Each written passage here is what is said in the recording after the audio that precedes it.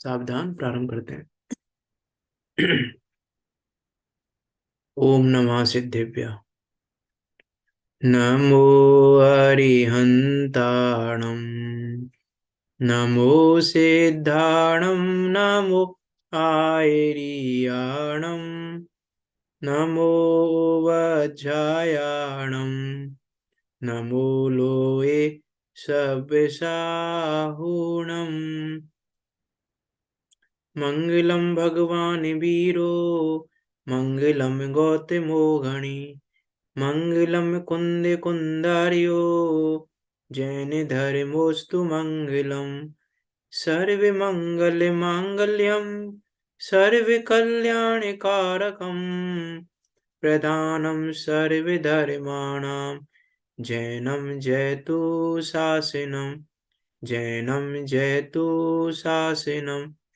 यस्य स्वयं स्वभावाप्ति, अभावे कृतस्न कर्मणा, तस्मै संज्ञानरूपाय नमोस्तु परमात्मने। प्रगटा सहज स्वभाव निज, हुए कर्म हरिनाश।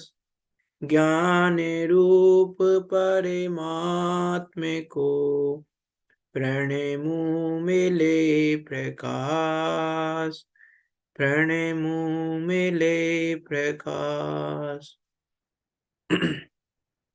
आचार्य पूज्यपाद स्वामी द्वारा विरचित यह इष्टोपदेश नामक ग्रंथ, जो कि 51 गाथाओं में निबद्ध है और 51 गाथाओं के माध्यम से जो मोक्ष के मार्ग का प्रकाशन कर रहा है, हमें हमारे गायक को दिखा रहा है। इष्ट का उपदेश देकर उस इष्ट गायक को दिखाकर उस इष्ट पद की प्राप्ति का उपाय बताने वाला यह सुंदर ग्रंथ, जिस पर हमारी चर्चा चल रही है। आचार्य पूज्यपाद स्वामी बहुत सुंदर चर्चा यहाँ पे कर रहे हैं। उस आनंद की चर्चा कर रहे हैं, जो आनंद अपनी आत्मा का अनुभव करने पर आता है। अपनी आत्मा जब अनुभव में आता है आत्मा, तो वो आनंदमयी आत्मा किस प्रकार का आनंद देती है, उसकी चर्चा यहाँ पर आचार्य पूज्यपाद स्वामी जी कर रहे हैं पिछली 3-4 गाथाओं से। जिसमें कर हमने 39 नंबर की गाथा पढ़ी थी कि यह जीव को जब आत्मा का अनुभव होता है, जब ये आत्मा का अनुभव करने की अभिलाषा करता है, उस समय उसको जगत के समस्त पदार्थ इंद्रजाल की तरह लगते हैं, क्षणभंगुर लगते हैं। इसीलिए ये उनमें अपने विकल्प को नहीं ले जाना चाहता। और यदि अन्य विकल्पों में कदाचित चारित्र मोह की कमजोरी से अपनी अस्थिरता के कारण जाना भी हो जाए, तो वह पश्चाताप करता है कि मैंने आत्मा को अहितकारी ऐसा ये अनुष्ठान कैसे कर लिया। इस प्रकार की निंदा गर्हा करता हुआ, पश्चाताप करता हुआ विकल्प को तुरंत अपनी आत्मा में लेकर जाता है। इस प्रकार की दशा आत्मा का अनुभव करने वाले की होती है। देखो, अगली गाथा भी उसी का चिन्ह बता रहे हैं। आत्मा के अनुभव के आनंद की क्या चिन्ह है। देखो, 40 नंबर की गाथा पढ़ते हैं। एच्छति एकांत संवासम, निर्जनम जनितादरः, निज कार्य बसात किंचित, दुक्त्वा विस्मरति द्रुतम। क्या कह रहे हैं। इच्छति एकांत संवासम। इच्छति चाहता है, क्या चाहता है। एकांत संवासम, एकांत वास को चाहता है, एकांत जगह चाहता है। कौन चाहता है एकांत जगह। जिसने आत्मा का अनुभव किया है, जिसने आत्मा को जाना है, वो घड़ी को घड़ी के लिए एकांत में रहना चाहता है, एकांत बात चाहता है। अपने परिवारजनों से दूर, अपने इष्ट जनों से दूर, वो किसी एकांत स्थान में जाकर अपनी आत्मा का ध्यान करना चाहता है। क्योंकि वो आत्मा का ध्यान, वो आनंद, वो साथ में नहीं आएगा, वो अकेले ही आएगा। इसलिए वो अकेले रहना चाहता है। और क्या चाहता है। निर्जनम जनितः दरा, निर्जनता के लिए जिसको आदर उत्पन्न हुआ है, जिसके मन में निर्जनता उत्पन्न हुई है। निर्जनता उत्पन्न हुई है अर्थात जो निर्जन वन में रहना चाहता है, जो निर्जन रहना चाहता है, अर्थात वो अकेले मनुष्यों के रहित रहना चाहता है, जहां मनुष्य ना हो, जहां उसके उपयोग को खाने वाले ना हो, जहां उसके उपयोग को भ्रमित करने वाले ना हो, जहां उसके उपयोग को चलित करने वाले ना हो, ऐसे निर्जन स्थानों पर रहना चाहता है। ऐसी निर्जनता के लिए उसको आदर उत्पन्न हुआ है। उसको वो जगह अच्छी लगती है जहां निर्जनता होती है। वो निर्जन स्थान को देखकर वहां रहना चाहता है। और क्या कह रहे हैं आगे, निज कार्य बसात किंचित, निज कार्य बस किंचित उक्तवा विस्मृति दृशम, कुछ बोल गया हो तो वह जल्दी से विस्मृति भूल जाता है। क्या भूल जाता है? कि कुछ बोल गया हो, कुछ विकल्प आ भी गया हो तो वो उसको याद नहीं रखना चाहता, क्योंकि उसको फुर्सत नहीं है अपनी आत्मा के आनंद से बाहर निकलने की। इस प्रकार की बात यहाँ पर आचार्य पूज्यपाद स्वामी कह रहे हैं कि जिसको आत्मा का आनंद उत्पन्न हुआ है उसकी दशा कैसी होती है, कैसी दशा है उसकी। एकांत में रहना चाहता है। एकांत में क्यों रहना चाह रहा है? क्या उसको चिंता नहीं किसी की? कि किसकी चिंता करें, मुझे तो मेरे आत्मा की चिंता करनी है। मुझे मेरी आत्मा की चिंता के अलावा अब किसी की चिंता नहीं है, क्योंकि मुझे आनंद उसमें आ रहा है। अब किसी की चिंता करने में मुझे जो लग रहा था, इसकी चिंता करूंगा तो सुख मिल जाएगा, इसकी चिंता करूंगा तो सुख मिल जाएगा, अब मुझे किसी की चिंता में सुख भाषित नहीं होता। अब तो मुझे एकमात्र मेरी आत्मा के चिंतन में ही आनंद आता है, आत्मा के चिंतन में ही सुख भाषित होता है। इसलिए मुझे अब किसी की चिंता नहीं रही, किसकी चिंता करें। इसलिए निर्जनता का आदर है उसको, इसलिए वो निर्जन स्थान में रहना चाहता है। वैसे भी आचार्यों ने तो पर की चिंता को अधम चिंता कहा है। वो चिंता तो वास्तव में अधम से भी अधम है। आचार्य अकलंक देव ने कहा है प्रामाणिक स्त्रोत में, 4 प्रकार की चिंताएं बताई वहां पर। उत्तमा स्व आत्म चिंता, स्यात् मोह चिंता च अधमा, अधमा काम चिंता स्यात् पर चिंता अधमा अधमा। उत्तम चिंता तो अपनी चिंता है, अपनी आत्मा की चिंता करना, अपने आत्मा के हित का विचार करना ही एकमात्र उत्तम चिंता है। और शुभ राग बस दूसरे जीवों का भला करने की चिंता मध्यम चिंता है। और काम भोग की चिंता अधम चिंता है। और पर चिंता, दूसरे का ही विचार करते रहना, दूसरे की चिंता करते रहना, पर चिंता अधमा अधमा। पर की चिंता कैसी है? अधमा अधमा अधमा अधमा, अधम से भी अधम है। तो उत्तम कार्य करेंगे कि अधम कार्य करेंगे? तो यहाँ कह रहे हैं कि एकमात्र करने योग्य कार्य तो बस वास्तव में अपनी आत्मा में ही लगना है। इसीलिए वो अपनी आत्मा में लगना चाहते हैं, क्योंकि अब उनको बाहर कुछ दिखाई नहीं देता। कल कहा था ना, मुनिराज क्यों रहते हैं जंगलों में? क्योंकि वो अपने उपयोग को डाइवर्ट नहीं करना चाहते, वो अपने उपयोग को भटकाना नहीं चाहते, वो अपने उपयोग को अपने में लगाना चाहते हैं, क्योंकि उनको चिंता अपने उपयोग की है, उनको चिंता पर की नहीं है। वो यदि शरीर की चिंता करने लगे तो पर चिंता अधमा अधमा हो जाएगा। ये शरीर की चिंता करें, इसलिए वो शरीर की चिंता नहीं करते, अपनी आत्मा की चिंता करते हैं, अपने उपयोग की चिंता करते हैं। इस शरीर को कोई खाए तो खा ले, लेकिन मेरे उपयोग को कोई ना खा पाए, मेरे उपयोग को कोई डाइवर्ट ना कर पाए, मेरे उपयोग को कोई भ्रमा ना पाए। इसीलिए देखो, श्रावक भी बहुत सारे विशेष दिनों में एकांत स्थान में जाकर आत्माराधना करते हैं। आपने सुना होगा सेठ सुदर्शन का, कि अष्टमी चतुर्दशी को सेठ सुदर्शन शमशान में, ऐसे इधर उधर भी नहीं, शमशान में जाकर पूरी रात्रि कायोत्सर्ग मुद्रा में आत्म ध्यान करते थे। सेठ सुदर्शन शमशान में जाकर, कि उनको पता है यहाँ कोई नहीं आएगा, बाकी जगह तो कोई आ सकता है लेकिन यहाँ पर कोई नहीं आएगा। इसलिए शमशान में जाकर, निर्जन स्थान में जहाँ कोई ना आए, ऐसे निर्जन स्थान में पूरी रात्रि आत्म ध्यान करते थे अष्टमी चतुर्दशी को। श्रावक ऐसे स्थानों को ढूंढता है, ऐसे क्षणों को ढूंढता है कि कब वो क्षण आएगा जब मैं इस प्रकार का आत्म ध्यान करूंगा। उसको निर्जनता का आदर है, वो लोगों के बीच में नहीं रहना चाहता, वो निर्जन स्थान में रहना चाहता है, लेकिन अभी अस्थिरता है, चारित्र मोह की कमजोरी है, तो जितना रह पाता है उतना रहने का प्रयास करता है। और मुनिराज तो रहते ही हैं, उनकी तो हम बात ही क्या करें कि बड़े वास्तव में किस चीज का विकल्प आएगा हमको, किस चीज की चिंता करेंगे हम कि अरे ये तो किसी की चिंता नहीं है, घर परिवार की चिंता नहीं है, और शमशान में जाकर इस प्रकार बैठ गए कि अरे किसकी कौन किसकी चिंता करे, किसकी चिंता से किसका कार्य होता है और किसकी चिंता से किसका कार्य रुकता है। ना किसी की चिंता करने से किसी का कार्य होता है, ना किसी की चिंता करने से किसी का कार्य रुकता है, ना आज तक रुका है ना रुकेगा।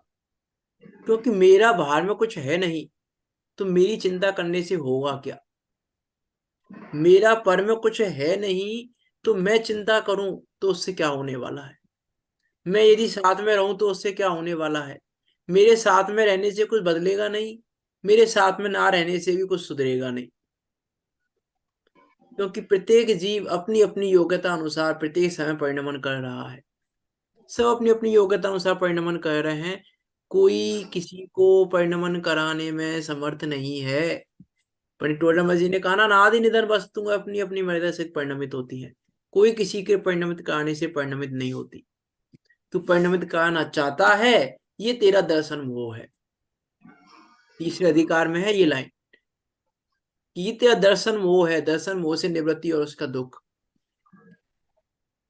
दुख और उससे निवृत्ति जो टॉपिक है उसमें है ये लाइन कि अनादि निधन वस्तुएं अपनी अपनी मर्यादा सहित परिणमित होती हैं, कोई किसी के परिणमित कराने से परिणमित नहीं होती।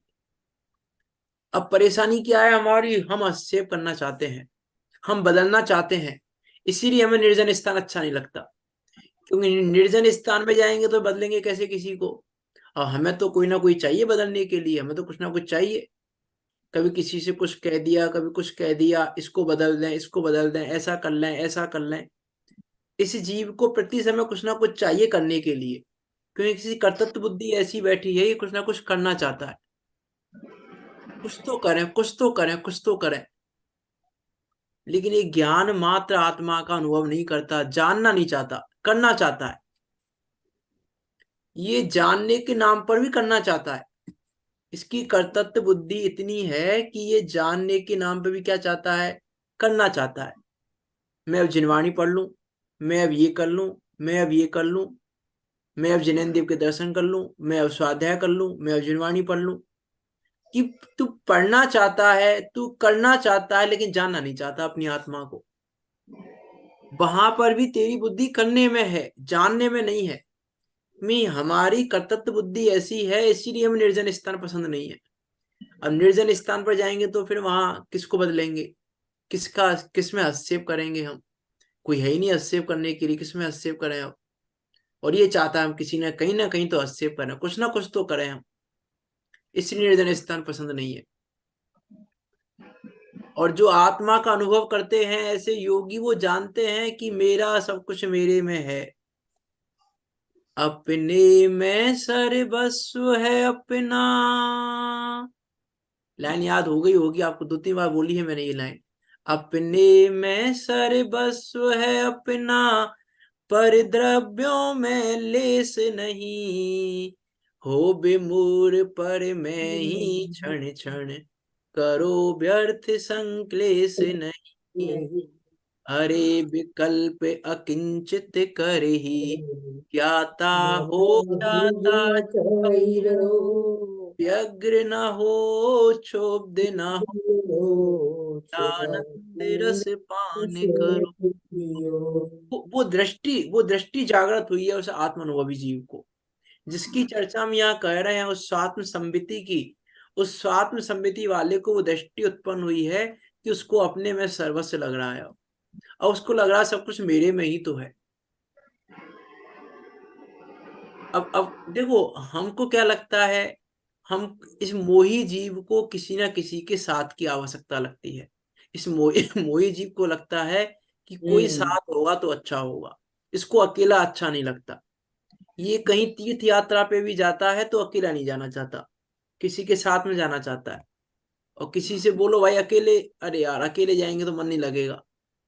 वहां हम किससे बात करेंगे, हम किससे क्या करेंगे, अकेला नहीं जाना चाहता। शिविर में भी जाना है तो भाई साथ में कौन कौन आ रहा है ये देखता है, मेरा साथ कौन कौन है, कौन कौन आ रहा है साथ में। ये जीव क्या करता है, साथ देखता है, इसको साथ चाहिए। ये साथ के बिना इसको अच्छा नहीं लगता। यदि कोई साथ नहीं होगा तो फिर अच्छा कैसे लगेगा। इसको लगता है मैं अकेला रहूंगा तो अच्छा नहीं लगेगा। इसको अकेला रहना अच्छा नहीं लगता, इसको साथ में रहना ही अच्छा लगता है। और यहाँ कह रहे हैं निर्जनता का आदर है उसको। कैसा होगा वो आनंद, कैसी होगी वो साथ में संवित्ति, कैसा होगा वो आत्मा का अनुभव, कि जिसके बल पर यह जीव अकेले रहने को तैयार है और हम अकेले रहने को तैयार नहीं है। हमें कोई ना कोई साथ में चाहिए, कोई साथ में नहीं हो तो हमको ऐसा लगता है कि अधूरापन है कुछ। हमको ये अकेले यदि हम हों तो हमको अधूरापन लगता है, हमको लगता है कि कुछ मिसिंग है, कुछ मिस हो रहा है हमसे। ये और होते साथ में तो कितना अच्छा रहता। नहीं कहते हम, नहीं आती ये भाषा, अरे वो नहीं थे शिविर में, वो होते तो और अच्छा लगता। अरे वो होते तो अच्छा लगता। तुम साथ ढूंढने गए थे कि आत्मा को ढूंढने गए थे, तुम किसके लिए गए थे, किसी का साथ ढूंढने के लिए, अच्छा लगने के लिए, कि किसी का साथ होगा तो अच्छा लगेगा, किसके लिए गए थे। यहाँ कह रहे हैं उस आत्मा को जानने वाला तो आनंद में रहना चाहता है, निर्जन रहना चाहता है, एकांत वास में रहना चाहता है। उसको नहीं चाहिए किसी का साथ, उसको नहीं चाहिए किसी का भी साथ, नहीं चाहता वो तो ये कहता है मैं अकेला रहूंगा तो अच्छे से रहूंगा, कोई साथ में रहेगा तो मेरा उपयोग बटेगा। अकेला रहूंगा तो अच्छे से रहूंगा। तो वो अकेले अकेला रहना उसको पसंद है। लेकिन साथ वो, लेकिन हम हमारी बुद्धि कैसी है, इस मोही जीव की बुद्धि है कि नहीं साथ में रहेंगे। विचार करके देखो ये आत्मा कैसा होगा, उस वो परमानंद में आत्मा कैसा होगा। हमको भी क्या लगता है, हमको भी लगता है, मान लो कोई बड़े व्यक्ति के साथ हमारी फोटो खिंच जाए तो क्या करते हैं हम, उस फोटो को घर में लगाएंगे बड़ा फ्रेम करा के, लोगों को बताएंगे कि देखो इसके साथ फोटो है हमारी, देखो वहां मिले थे हम, वहां साथ में साथ रहे थे हम, वहां हमने ऐसा किया था, वहां हमने ऐसा किया था। जैसी ड्रेस कोई बड़ा आदमी पहनता हो वैसी ड्रेस हम पहने तो कैसा लगता है हमको, कि अरे देखो देखो, फोटो खिंचाते हैं और फिर उसके साथ की फोटो का मैच कराते हैं, देखो उसने भी ऐसा ही पहना था, बिल्कुल एज इट इज, यही कलर और यही सब कुछ ऐसा ही ऐसा पहना था। हमको आनंद किस में आ रहा है, मैच कराने में, कि कोई बड़े आदमी की फोटो हमारे साथ में हो, कोई बड़े आदमी की जैसा हमने कुछ पहना हुआ हो तो हमें अच्छा लगता है। लेकिन यहाँ आचार्य पूज्यपाद स्वामी कह रहे हैं कि जिस आनंद की मैं चर्चा कर रहा हूं वैसा की वैसा आनंद सिद्ध भगवान भोग रहे हैं। यहाँ मैचिंग नहीं कराना चाहते हम। यहाँ पर हमको हाँ ठीक है सिद्ध भगवान भोग रहे हैं आनंद, वो तो बात ठीक है, वो अपना आनंद भोग रहे हैं। यहाँ हम मैचिंग नहीं कराना चाहते, यहाँ हम फोटो नहीं खिंचाना चाहते। यहाँ हमको नहीं लगता कि सिद्ध भगवान जैसे आनंद का उपभोग कर रहे हैं वैसे आनंद का उपभोग मैं भी करूं, और फिर मैं देखो, फिर मैं कहूँ देखो जैसे सिद्ध भगवान भोग रहे हैं देखो वैसा कि वैसा मैं भोग रहा हूँ। यहाँ हमको आनंद नहीं लगता। यहाँ कह रहे हैं वैसा कि वैसे आनंद की चर्चा कर रहे हैं यहाँ पे आचार्य पूज्यपाद स्वामी। आचार्य पूज्यपाद स्वामी यहाँ उस आनंद की चर्चा कर रहे हैं जिस आनंद को वो वन जंगलों में गुफाओं के बीच में और शिलाओं पर बैठकर कर लेते थे। जिस आनंद को, उस आनंद की चर्चा यहाँ आचार्य पूज्यपाद स्वामी कर रहे हैं कि वो आनंद जब होता है तो कैसा होता है, इस जीव को कैसा लगता है। फिर इस जीव को कुछ भी आकुलता नहीं रहती कहीं पर भी। फिर इस जीव को नहीं लगता कि अरे ये नहीं होता, ये होता तो और ये होता तो, फिर ये नहीं लगता। क्योंकि अब उसने उस आनंद को जान लिया है, अब उसने उस आनंद का उपभोग कर लिया है, अब उसने उस आनंद को समझ लिया है। अब उसने दृष्टि अपने ऊपर कर ली है। जो दृष्टि अभी तक पर में हो रही थी, इसने उस दृष्टि को अब अपने में कर लिया है। अभी तक तो हमको ऊपर की गाथा के हिसाब से कहें, अब तक हमको क्षण भंगुर नहीं लग रहा था, लेकिन अब आत्मा जान ली तो हमको क्षण भंगुर लगने लग गया है। इसीलिए इसीलिए हम रहना नहीं चाहते क्षण भंगुर जगत में, इसीलिए हम रहना नहीं चाहते इन क्षण भंगुरता वालों के साथ। अब हम नहीं रहना चाहते इन संयोगों में, इसलिए निर्जन स्थान पसंद है हमको, इसलिए एकांत स्थान पसंद है, क्योंकि अब हम इन संयोगों में नहीं रहना चाहते।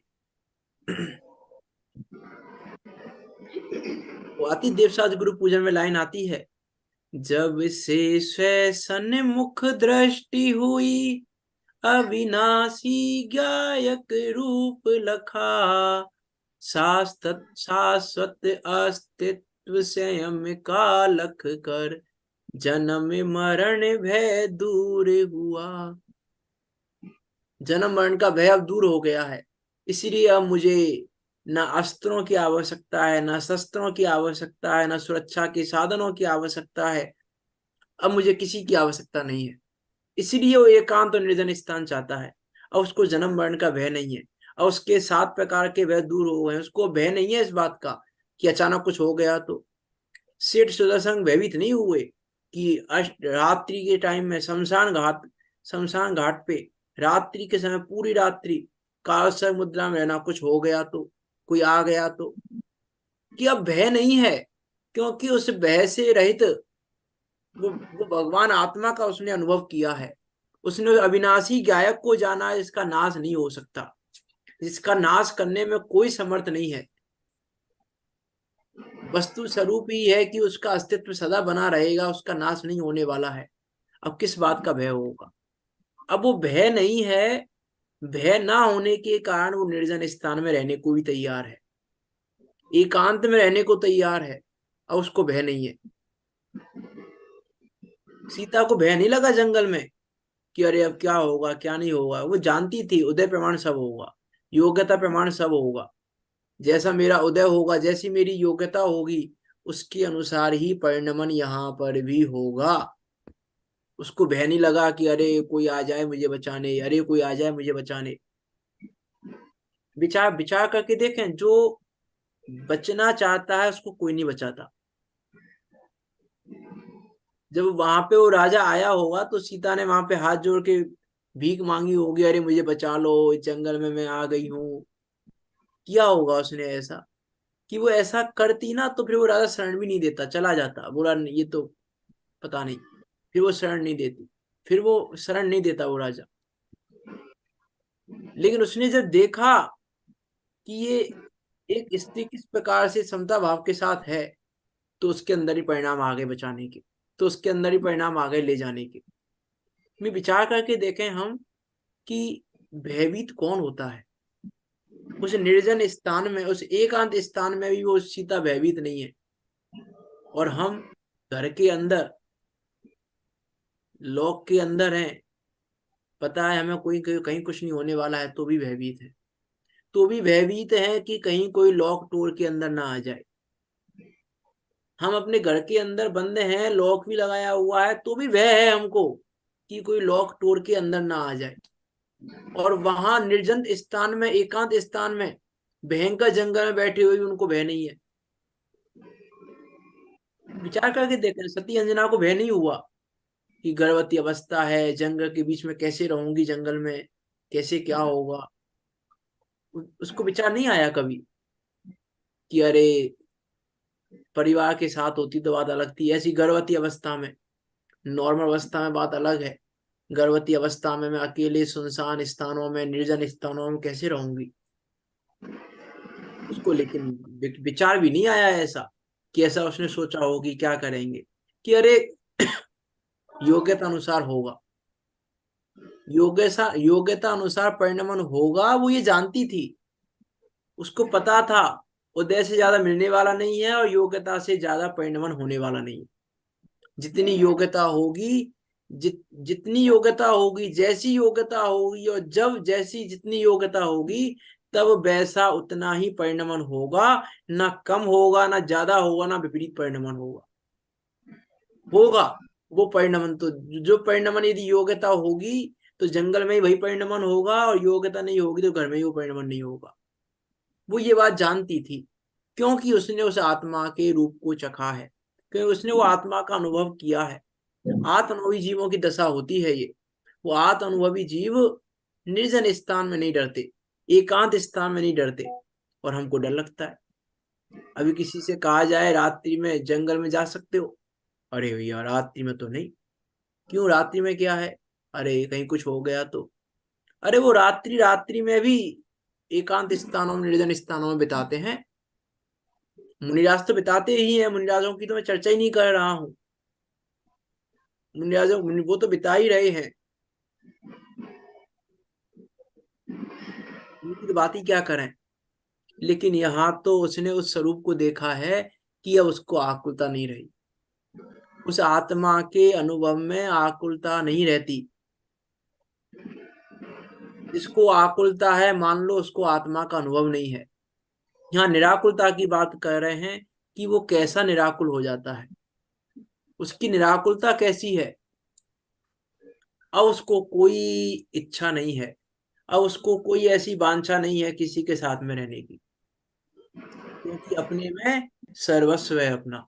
अब उसने अपने में सब कुछ जाना है ना, उसने जान लिया ना कि सब सब कुछ है मेरे पास, क्या नहीं है, कि किस चीज की कमी है मेरे पास, क्या क्या क्या नहीं है मेरे पास जो दूसरे के पास है, ऐसा क्या नहीं है मेरे पास जो दूसरे के पास से मिलेगा। अहो पूर्ण निज वैभव देखा, नहीं कामना शेष रही, निर्वांछक हो गया सहज में, निज में ही अब मुक्ति दिखी। निर्वांछक हो गया, उसको मुक्ति दिख रही है। अब उसको लग रहा है कि वो मुक्ति है मेरे पास, तो अब मुझे किस चीज की कमी है, क्या चाहिए मुझे अब। इसको वो मुक्ति दिख रही है अपने में। इसीलिए यहाँ कह रहे हैं इच्छति एकांत संवासम निर्जनम जनिता दरा। निर्जनता का आदर उत्पन्न हो गया है और वो एकांत वास को चाहता है। और निज कार्य बसा बसा किंचित दुक्त्वा विस्मरति द्रुतम। और निज कार्य बस कुछ बोल गया हो तो वह जल्दी भूल जाता है। निज कार्य बस कोई अस्थिरता के कारण, चरित्र मोह की कमजोरी के कारण कुछ भूल गया हो, कुछ हो गया हो, तो उस विकल्प को भी वो रखना नहीं चाहता, तुरंत भूल जाता है कि क्या किया था मैंने। हम तो याद रखते हैं वर्षों वर्षों की बातों को, कि वर्षों पहले किसी ने मुझसे क्या बोला था, उसने मुझसे क्या कहा था, उसने मुझसे क्या कहा था। उनके पास फुर्सत ही नहीं है ये याद रखने की, उनके पास समय ही नहीं है उनके पास कि वो इन चीजों को याद रखें। इन चीजों को याद नहीं रखते, इसलिए द्रुतम तेजी से, जल्दी से भूल जाते हैं। यदि चरित्र मोह की अस्थिरता के कारण कुछ हो भी गया, कुछ बोल दिया गया, उक्तवा विस्मृति द्रुतम, यदि कुछ बोल गया हो तो वह जल्दी से भूल जाता है। कि अब ये इसको याद रख के क्या करें हम, इसको याद रखने से क्या होगा। कुछ हुआ कार्य, वो कार्य होके ही होते ही उसको भूल जाते हैं क्या किया क्या नहीं किया। हम याद रखते रहते हैं, ज्ञानी याद नहीं रखते, क्योंकि उनके पास फुर्सत कहाँ है इतनी कि वो याद रखेंगे। उनके पास इतना समय नहीं है। यदि वो समय यहाँ देंगे ये याद रखने के लिए, इन विकल्पों के लिए, तो फिर आत्मा का अनुभव कब करेंगे। उनको तो वो आत्मा का आनंद चाहिए, उनको तो वो आत्मा के आनंद के रसिया हैं, उसके रसिया हैं, तो उनको यहाँ रस नहीं लगता। होती है चारित्र मोह की कमजोरी में, अस्थिरता में बोला भी जाएगा, सब कुछ होगा, लेकिन बोल गए हों तो जल्दी से भूल जाते हैं, क्योंकि ये विकल्प याद रखने लायक नहीं है, क्योंकि ये कार्य याद रखने लायक नहीं है। चारित्र मोह की कमजोरी में हो गए, वो ये जानते हैं कि चारित्र मोह की कमजोरी में हो गए, तो भी ये विकल्प याद रखने लायक नहीं है। ये इन विकल्पों का स्मरण भी करने लायक नहीं है। भोगे जो भोग पहले, उनका ना हो बेसुमेरन। जो पहले भोग भोगे उनका भी वो भी याद नहीं आए, क्योंकि याद रखें कैसे, उनको याद रखेंगे तो आत्मा को कब याद करेंगे।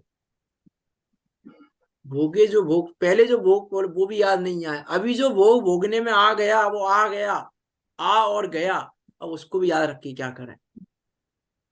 कोई कसाय भाव आ गया, आ गया, अब उसको याद रख के क्या करें।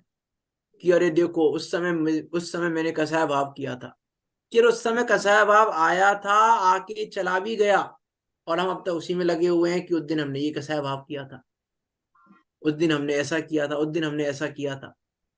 कि यदि ये याद रखोगे तो फिर इसको कब करोगे। इसलिए यहाँ कह रहे हैं निज कार्य बस, निज कार्य बस कुछ बोल गया हो तो वह जल्दी भूल जाता है।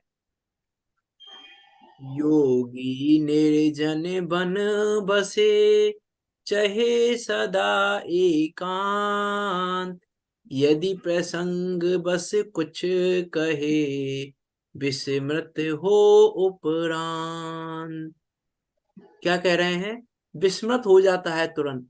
जिसको विस्मृत नहीं हो रहा है, इसका अर्थ है कि उसने अभी छोड़ा नहीं है। जिसको विस्मृत नहीं हो रहा है, उसको भी आत्मा की लगी नहीं है। वो आती ना एक कहानी, इससे पति पत्नी ने आभूषण आदि का त्याग कर दिया परिग्रह का, थोड़ा बहुत परिग्रह परिग्रह परिमाण कर लिया, और एक बार कहीं जा रहे थे जंगल में, और रास्ते में एक जगह पर सोने से भरा हुआ कलश दिखा। तो पति तो आगे बढ़ गया था, पत्नी ने सोचा, ये पत्नी आगे चल रही थी, उसने सोचा कि ये मिट्टी है, इसमें मिट्टी डाल देती हूँ, नहीं तो फिर पता नहीं पति के अभी विकल्पों में परिग्रह के प्रति कुछ इच्छा हो जाए उसको लेने की, कलश को। तो उसके वो मिट्टी डालने लग गई। तो पीछे से पति आके बोला कि मिट्टी पे मिट्टी क्यों डाल रही है। तो किसने किसने परिग्रह का परिमाण किया कि अरे उसको तो विकल्प ही नहीं आ रहा, वो तो विस्मित कर दिया उसने परिग्रह को। लेकिन उसने अभी तक उसको परिग्रह परिग्रह लग रहा है, उसको सोना दिखाई दे रहा है और उसको मिट्टी दिखाई दे रही है। उसने अभी तक उसको विस्मित नहीं किया है। उसके मन में अभी भी यह है कि हाँ ये सोना अच्छा है। उसके मन में अभी भी सोने के प्रति अच्छापन है। अभी भी उसको सोना मिट्टी नहीं लग रहा है, और उसको पीछे वाले को तो मिट्टी लग रहा है, इसलिए उसने बोला मिट्टी में मिट्टी क्यों डालती है। विचार करके देखें क्या कहना चाह रहे हैं यहाँ पे, कि यदि कुछ बोल भी गया हो, कुछ हो भी गया हो, तो उसको तुरंत विस्मृत करो, क्योंकि उसको याद रखने में अपना ही अहित है। उसको यदि हम याद रखेंगे तो उसमें अपना ही अहित होता है, किसी दूसरे का अहित नहीं होता। कि दूसरे का तो हो रहा है कि नहीं हो रहा है वो तो बात की बात है, लेकिन उसको याद रखने में अपना ही अहित है। इसीलिए याद रखने का कोई फायदा नहीं। और याद रख के करेंगे भी क्या, याद रख के करें भी क्या। वो परिणमन तो योग्यता अनुसार हुआ, हो गया, हुआ भी योग्यता अनुसार। सही सही गलत तो हुआ ही नहीं, सही गलत की तो बात ही नहीं है, परिणमन सही हुआ कि गलत हुआ। क्योंकि वास्तव में तो इस जगत में किसी भी जीव का कोई भी परिणमन गलत होता ही नहीं है। किसी भी जीव का कोई भी परिणमन कभी भी गलत नहीं होता, क्योंकि सब योग्यता अनुसार होता है। यदि हम उसको गलत कहेंगे तो फिर केवल भगवान के ज्ञान के अनुसार हुआ है ना, तो गलत कैसे हो गया। जैसा सर्व भगवान ने जाना वैसा ही हुआ है ना, तो गलत कैसे हो गया वो परिणमन। वास्तव में कोई परिणमन किसी जीव का गलत नहीं होता। किसी जीव के साथ कभी अन्याय नहीं होता इस जगत में। हमको लगता है कि अरे ये परिणमन गलत हो गया, ये नहीं होना चाहिए था, ये इतना तीव्र राग नहीं होना चाहिए था, इतना तीव्र राग नहीं होना चाहिए था। कि राग तुम्हारे तुम्हारे करने से होता है, कि राग तुम्हारे करने से छूट जाता है। मेरे करने से होता क्या है, ना मेरे करने से राग होता है, ना मेरे करने से राग छूटता है। हमको लगता है कि अरे ये परिणमन ऐसा हो गया, ये परिणमन इतना तीव्र राग कैसे हो रहा है मुझे, इतना तीव्र राग कैसे हो रहा है मुझे, इतना तीव्र राग कैसे हो रहा है मुझे, ये सोच सोच के हमको लगता है कि हम तो धर्मात्मा है। हमको तो राग बुरा लग रहा है, हम तो राग करना नहीं चाहते, इसलिए हमारे मन में बार बार विचार आ रहा है इतना तीव्र राग कैसे हो रहा है मुझे, इतना तीव्र राग कैसे हो रहा है। लेकिन धर्मात्मा की पहचान नहीं, ये मिथ्या दृष्टि की पहचान है। सम्य दृष्टि को तो पता है कि राग मेरा नहीं है, मैं तो राग के काल में भी राग से भिन्न हूँ। निर्ममत्व पना है मेरे अंदर। वो तो राग के काल में भी अपने को निर्ममत्व देखता है राग से, उसको नहीं लगता ये। इसीलिए इसीलिए देखो, चतुर्थ गुण स्थानवर्ती पंचम गुण स्थानवर्ती को कोई ऐसा विकल्प नहीं आता कि अरे मैं 60,000 वर्ष तक भरत चक्रवर्ती को विकल्प नहीं आया युद्ध करने, क्यों जाऊं मैं नहीं जा रहा युद्ध करने।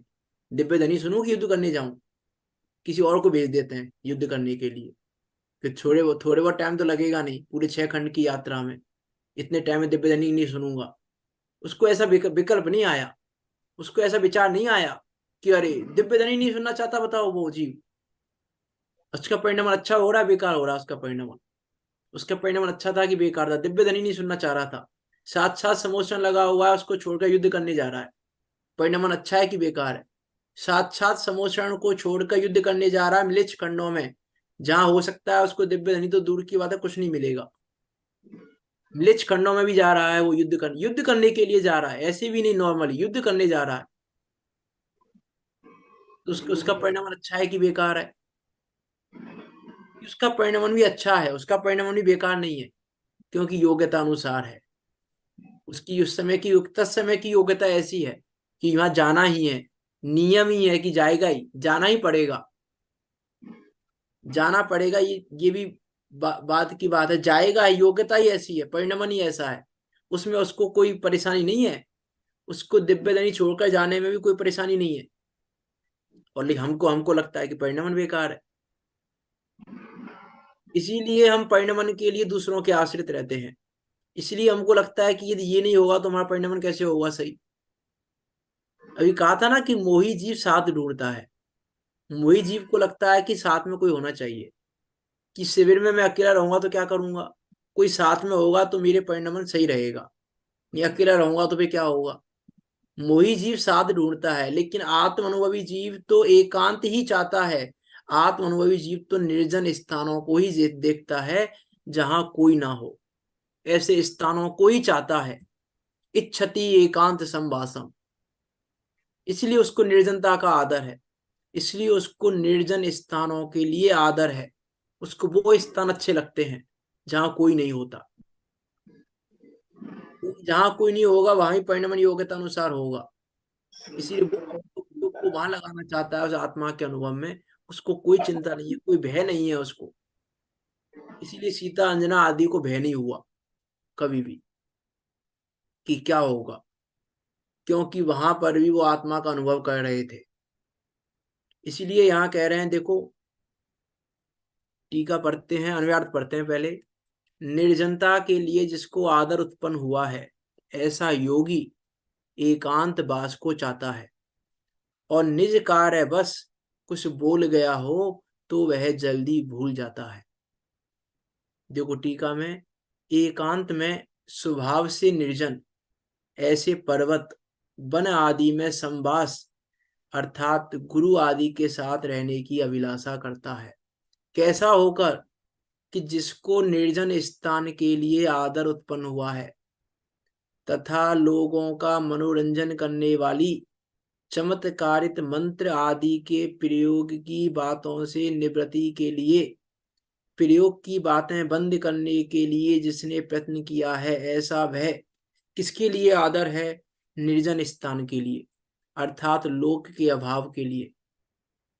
स्वार्थवश लाभ अलाभ आदि के प्रश्न पूछने के लिए, समीप आते लोगों का निषेध करने के लिए, मना करने के लिए उसको निर्जन स्थान के प्रति आदर है। निर्जन स्थान के प्रति आदर क्यों है उसको, वो बताया रहे यहाँ पे कि निर्जनता की आदर उत्पन्न हुआ है। क्यों हुआ निर्जनता के लिए आदर उत्पन्न? क्योंकि वो ऐसी जगह नहीं रहना चाहता जहां लोग मनोरंजन वाली बातें करते रहते हों, चमत्कारिक बातें करते रहते हों।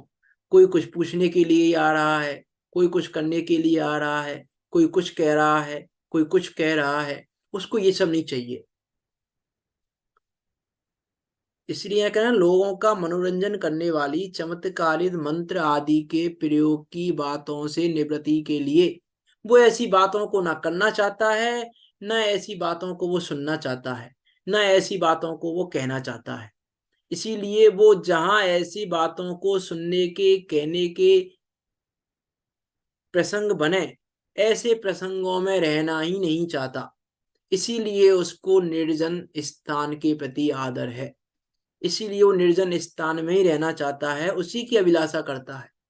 इसलिए प्रत्येक समय यही भावना भाता है कि मैं भी वन में जाऊं, मैं भी वहां पर जाकर रहूं, मैं भी वहां पर जाकर अपनी आत्मा का आनंद करूं। ऐसा वह किसके लिए आदर है? निर्जन स्थान के लिए, अर्थात लोक के अभाव के लिए, लौकिक जनों के अभाव के लिए, कि उसको लौकिक जनों का साथ नहीं चाहिए। स्वार्थ बस लाभ अलाभ आदि के प्रश्न पूछने के लिए, समीप आते लोगों का निषेध करने के लिए, मना करने के लिए उसको निर्जन स्थान के प्रति आदर है। ध्यान से ही लोक चमत्कारी अतिशय होते हैं तथा तत्वानुशासन श्लोक 87 में कहा है, गुरु उपदेशम आसाध, अर्थात गुरु का उपदेश प्राप्त करके निरंतर अभ्यास करने वाला धारणा के सौष्ठव से अपनी सम्यक और सुदृढ़ अवधारण शक्ति के बल से ध्यान के प्रत्यलोक चमत्कारी अतिशय देखता है तथा अपने को अवश्य करने योग्य भोजन आदि की परतंत्रता के कारण अपने को अवश्य करने योग्य भोजन आदि की परतंत्रता के कारण कुछ थोड़ा सा श्रावक आदि को कहता है, अहो यह करो इत्यादि कहकर उसी क्षण वह भूल जाता है। भगवान क्या हुक्म है, ऐसा श्रावक आगे पूछते हैं तो भी वह कुछ उत्तर नहीं देते। उन्होंने कुछ कहा, मुनिराज मान लो आए आहारचर्या के लिए और उन्होंने कुछ श्रावकों से कहा, फिर श्रावकों ने पूछा कि क्या कहा, तो उत्तर नहीं देते, भूल गए। कुछ क्षण के लिए कोई विकल्प आया, कहा और भूल गए। अब उसको विकल्प का भी याद नहीं है कि क्या विकल्प था, क्या कहा था, क्या नहीं कहा था, कैसे कहा था, क्यों कहा था, अब उनको कुछ पता नहीं है। विकल्प नहीं है। अरे बाहर की चीजों का विकल्प तो छोड़ो, अपनी भी रिद्धि आदि का विकल्प नहीं रहता। इसीलिए विष्णु कुमार मुनि को याद दिलाना पड़ा कि तुम्हारे पास रिद्धि है।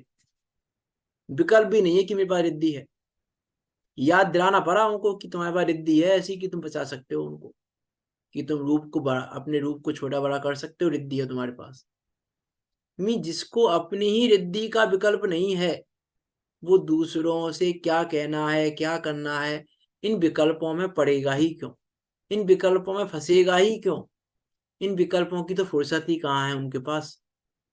इसीलिए यहाँ कह रहे हैं अपने को अवश्य करने योग्य परतंत्रता है ये, कि आहार आदि के लिए, भोजन आदि के लिए आना है। श्रावक भी यदि रहेगा तो आएगा। श्री सुदर्शन का भी कहा था अभी कि शमशान में कार्य कर रहे हैं लेकिन घर तो आएंगे ही, तो आएंगे तो वो सारी व्यवस्थाएं बनेंगी, लेकिन वहां पर भी वो रमना नहीं चाहते, वहां पर भी वो जीव रहना नहीं चाहता। अस्थिरता है, चारित्र मोह की कमजोरी है, रह रहा है, रहते हुए भी नहीं रह रहा है। ये अगली गाथा में कहेंगे इस बात को, रहते हुए भी नहीं रह रहा है। अगली गाथा में बात आएगी इस तरीके की। इत्यादि कहकर उसी क्षण वह भूल जाता है। भगवान क्या हुक्म है, ऐसा श्रावक आगे पूछते हैं तो भी वह कुछ उत्तर नहीं देते। इसका भावार्थ और पढ़ लेते हैं।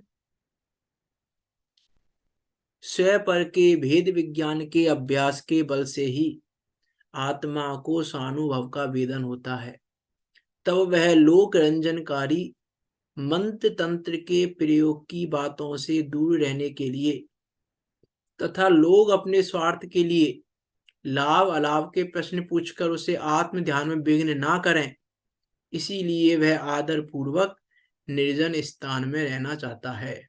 उसको भोजन आदि की परतंत्रता के कारण निर्जन स्थान छोड़कर आहार के लिए श्रावकों की बस्ती में आना पड़े तो कार्यवशात अल्प बचना लाभ भी करता है, परंतु जब आहार लेकर अपने स्थान में आता है और आत्मचिंतन में लीन हो जाता है, तब उस बचना लाभ संबंधी सब विस्मृत हो जाता है।